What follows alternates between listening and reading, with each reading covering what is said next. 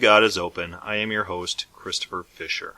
Today on God is Open, we are going to be re-examining the sermon by the Sunday school teacher from Illinois, the one on open theism.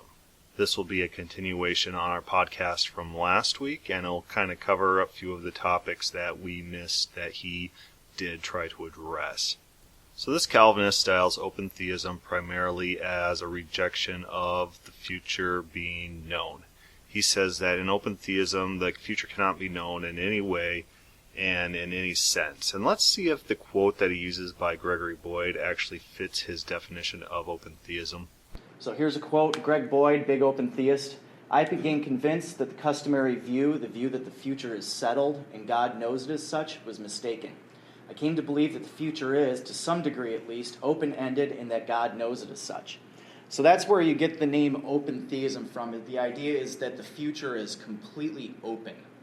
God knows everything that is, but the future has not been decided in any way, shape, and form. Either decided or could be even seen.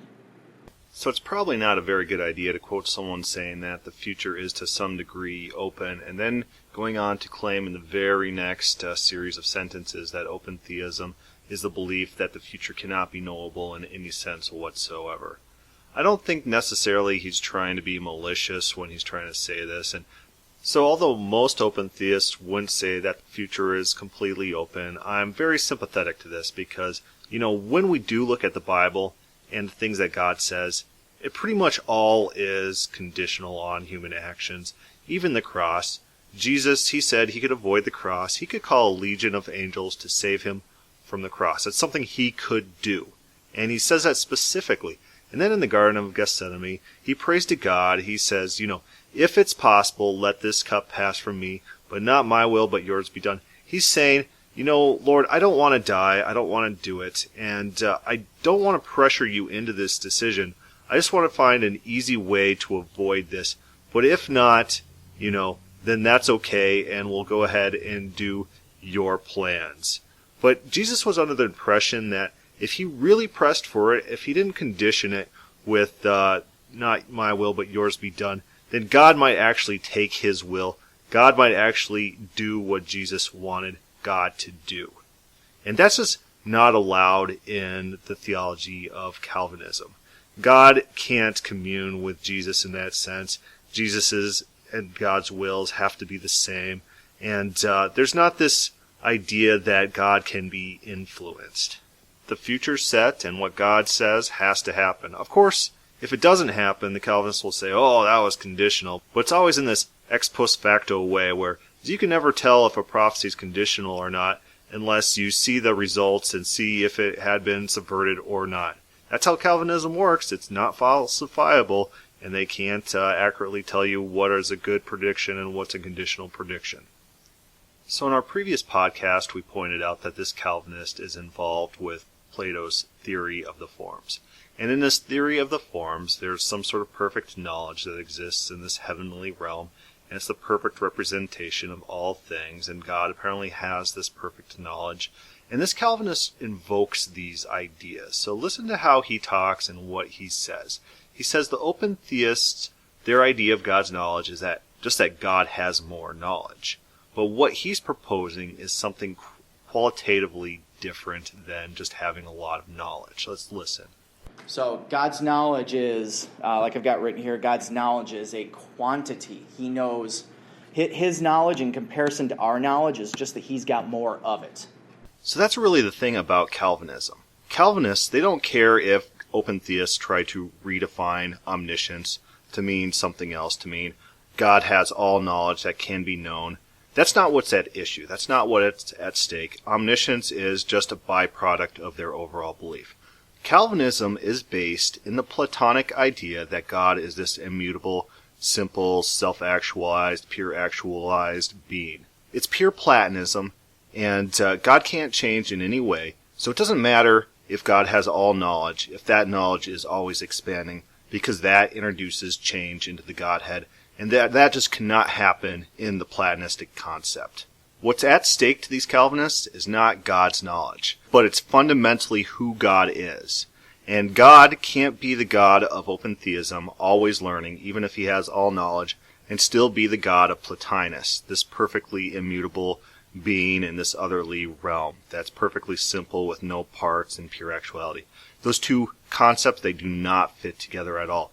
So we kind of see this in the works of Roger Olson. Now, Roger Olson is an Arminian, but he sympathizes with open theism, and it's precisely because the open theists, they are talking about the God of the Bible, whereas the Platonists, the Calvinists, they're not talking about the God of the Bible. They're talking about something completely different. Completely different. And Roger Olson, he's too politic to come out and say this straight away, but we understand from his writings that's where he's coming from, and he understands this very well. Here is Roger Olson, and he's writing an article about open theism. He writes, "To me, this is a bigger, more important issue than open theism. That is because for me, and for many Arminians, the key to Arminianism is the character of God. That is what primarily distinguishes Arminianism from Calvinism.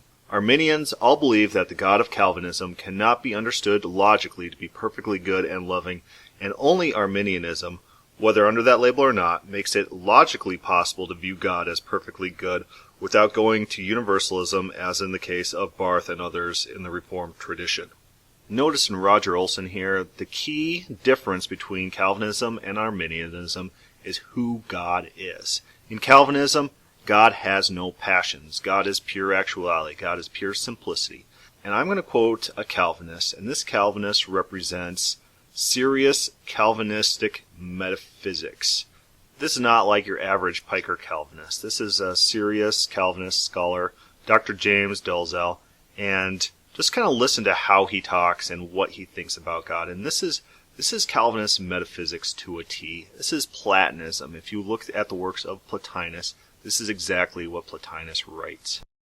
Without a question, though, the statement that God is without passions is the most controversial of the three. In fact, it's here that you find most people, even in a Reformed world, who take any exceptions on the doctrine of God, they tend to take an exception on this particular statement that God is without passions.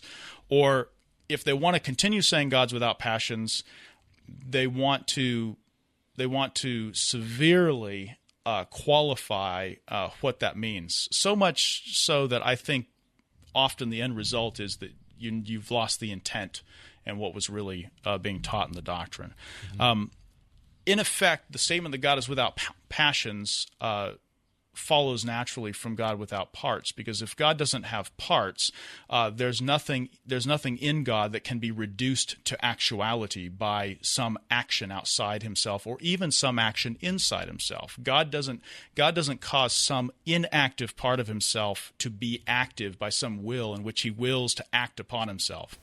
You notice the argument here? The argument is that God has no parts. And God has no parts, and not like body parts or something like that, but just God is all one single solid metaphysical substance. There can be no change, because parts allow parts to be related to each other.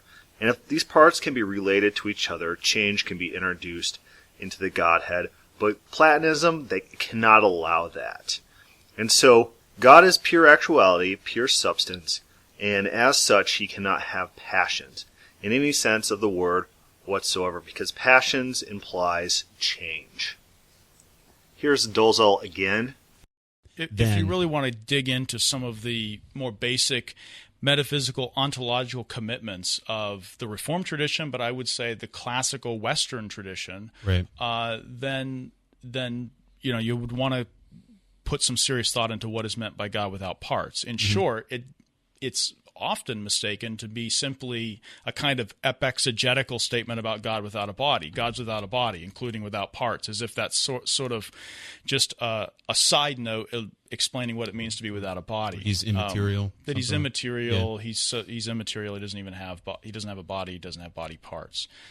That's most certainly not what was in view. Of course, that's included in the statement God is without parts, but most importantly, what the Reform meant in saying that was to attach themselves to the classical doctrine of divine simplicity, which says that God is in no way composed of parts, whether those parts are substance and accidents, whether they are form and matter, whether they are more conceptual parts like genus and species, and maybe most importantly of all, that he's not composed of being and essence. And what I mean is active existence and essence. God is not composed of esse, active being, and essence. So most importantly, God is identical with the actuality by which he is. This is what we mean when we say that God is being itself, or I think a better way to put it. It's not becoming. God is not becoming, like but I think the most important way to put it positively is that God is pure act. Yeah, if this sounds foreign to the Bible, that's because it is. This is not Jewish theology at all. This is Platonism. This is coming straight from the works of Plotinus. This was introduced into the church through ex-Platonists that swarmed into the church through the Gentiles' conversions, and is really incorporated in the church, and it's very antithetical to how the Bible's written. So these Platonists, like Calvinists today, they have to reject the stories of the Bible. They have to say, the Bible talks about God in this passionate language, but we kind of have to reject that because that violates our concepts of divine immutability. And, that needs to be our overriding principle, these Platonistic concepts. So anything the Bible says, no matter what the Bible says, the Bible could say anything, but we have to reject that. Always what trumps the text is our theology we bring to the text. That interprets every single proof text, everywhere, in every single context. So back to the Calvinist from Illinois. He's a Sunday school teacher. I don't know what education he has. I don't think he understands Calvinist metaphysics, and not very many Calvinists do. And so when you're talking to your standard Calvinist and you're trying to explain to them their own metaphysical system, sometimes they'll just not believe you. Which that's kind of frustrating because their system, unless you follow the breadcrumbs from pure aseity to immutability to simplicity to omniscience and omnipotence, stuff like that, unless you follow those breadcrumbs, your system does not work. It's inherently contradictory. And so a lot of Calvinists, they just won't understand divine impassibility, for example. And so they'll try to introduce into their system logical contradictions. And you can't explain it to them. They just don't understand the logical contradiction. And other Calvinists who do study metaphysics, they will be the first ones to point out the logical inconsistencies in these run-of-the-mill Calvinists. So the Calvinists, the heavy hitters in metaphysics, they will dispute against the non-heavy hitter Calvinists in metaphysics. But unless you got those quotes and you're able to show them what standard Calvinist metaphysics are, they're just not going to believe you, and they're going to hold their contradictory beliefs. Because they understand the tension. The Bible is just not written in such that God does not have passion. God has extreme passions in the text of the Bible. And those passions often direct God's attitudes, God's activity. In one verse, God says, I'm going to satisfy my wrath in you. He's like, I'm going to just burn and kill you all until I've satisfied my wrath. This is God satisfying his temper through action, burning off steam. And passages like these are very antithetical to an immutable God. So those passages have to be rejected in some fashion. But back to our Illinois friend. This is another thing that open theists see, which is that they kind of have we'll get into it in a second, but they have the idea that if God does anything, if God displays any emotions, the incarnation, if God does anything, any act, that means that there is a change in God, which is wrong. But what he's saying here is that if you're going to come from the traditional idea that God is timeless and God acts, there is a change in his being, and that can't happen. Therefore, God has to be in time. So recall back to James Dolezal's quote on impassibility. He says, yes. In Calvinism, if God has emotion, that is a change. That is a definite change, despite these other Calvinists who are going to try to tell you that that doesn't represent a change in God. In Calvinism, God's passion has to be totally self-contained, and unchanging. That's the only way that it works, because God can't have parts, remember. God has to be pure actuality, pure simplicity. There needs to be no potency in God. There can't be anything in God that didn't pre-exist already in this immutable simplicity. Standard Calvinist metaphysics. And this pastor from Illinois doesn't seem to understand that.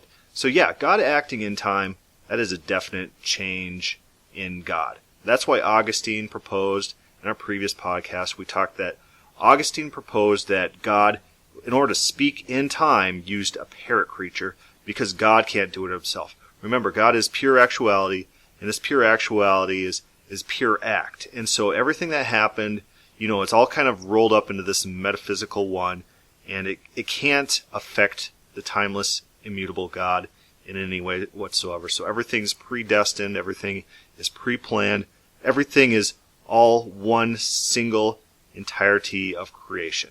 And this is where Calvinism, Platonism, kind of contradicts itself, because the universe then has to be co-eternal with God. If God always existed and God can't make the universe because making something is a change, then how did this universe spawn? In Platonism, it's peeling off from the one, it's these dissensions from pure actuality. But, how does that happen? How does God create that?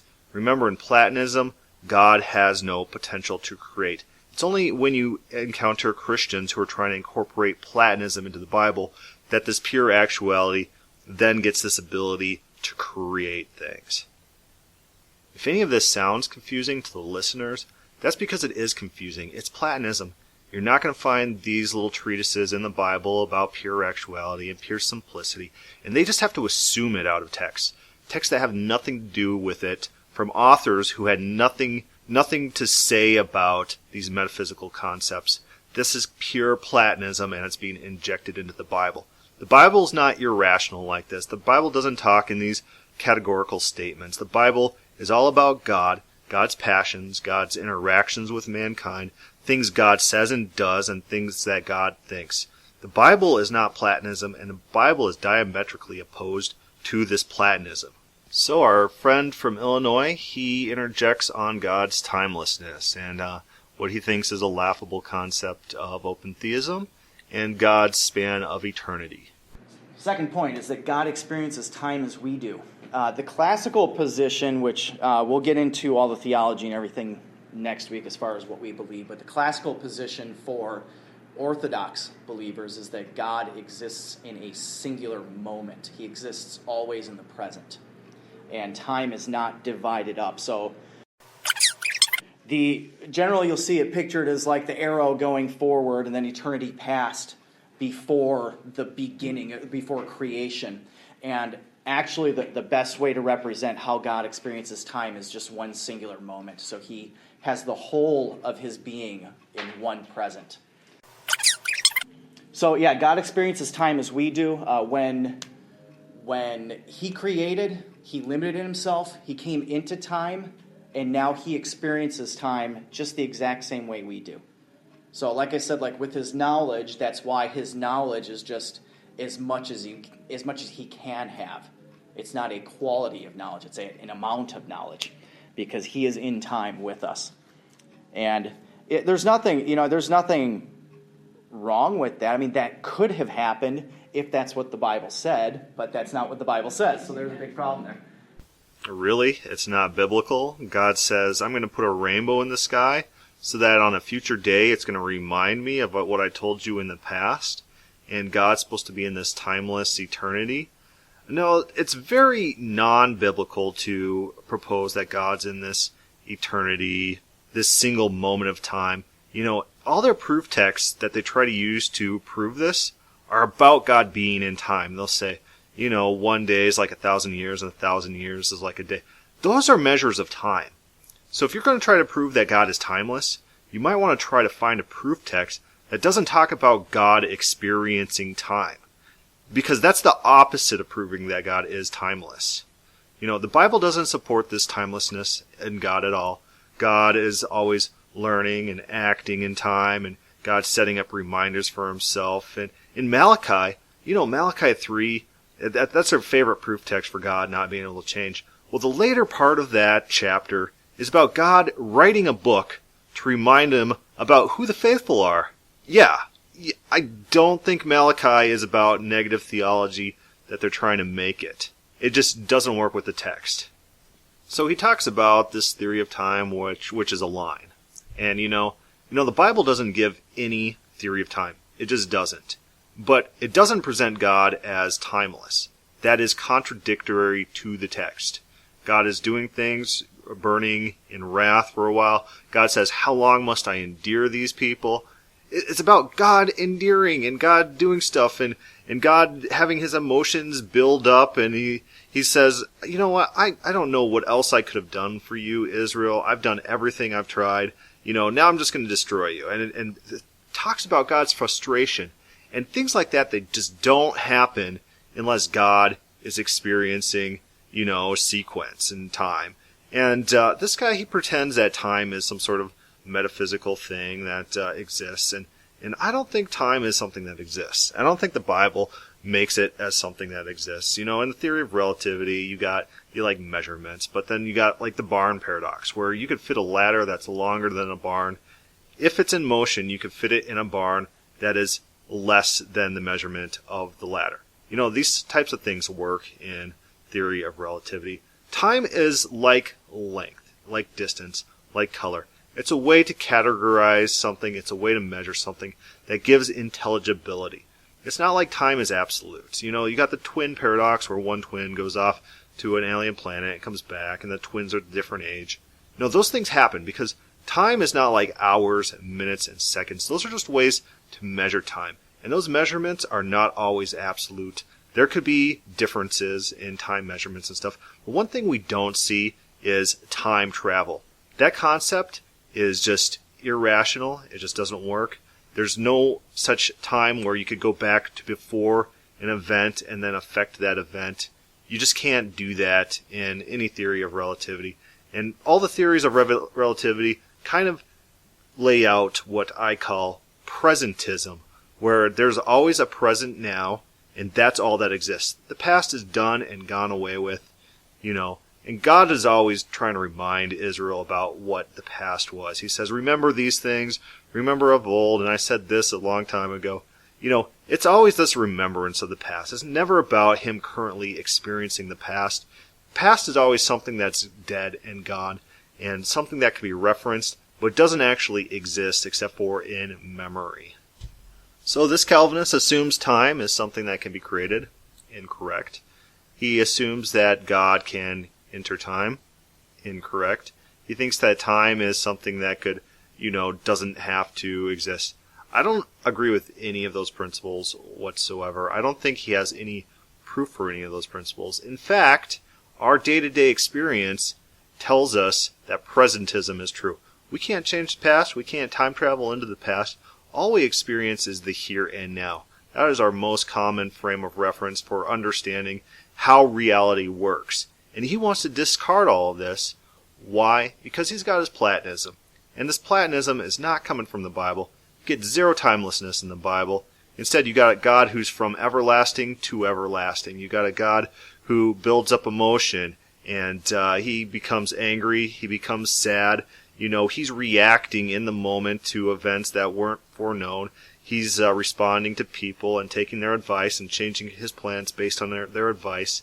It's all about change and process. It's all about presentism, the here and now. God's not time traveling. God's not going back in time to change the past. Stuff like that, it's science fiction. It's ludicrous, and it's not reality. And so when we need to start basing what we believe on what we could actually know and what is actually in the Bible, not based on these weird science fiction concepts that have no evidence whatsoever.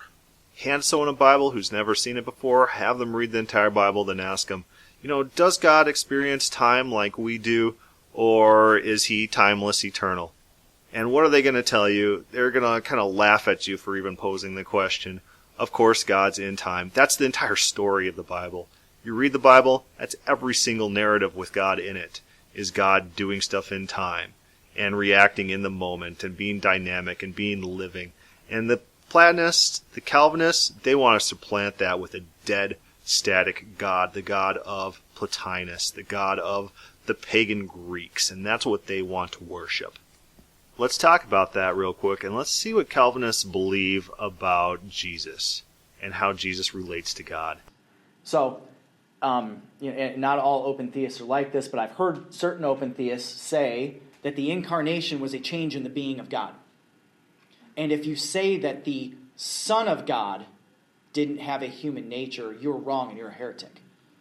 Which is wrong, because the Son of God didn't have a human nature. The Son of God is the second person of the Trinity, apart from the human nature.